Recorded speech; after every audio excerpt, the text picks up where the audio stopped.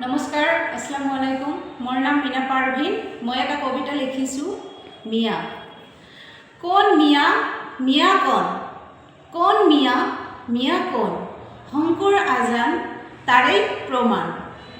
মিয়া হয় অসমীয়া, হয় অসমীয়া, মাননীয় সন্মানীয় ডাঙৰীয়া। মিয়া জাতি খহনীয়া খহনীয়া, কষ্ট কৰি খায়, কোনো জাতি ধৰ্ম নকৰে ঘিণ হিংসা।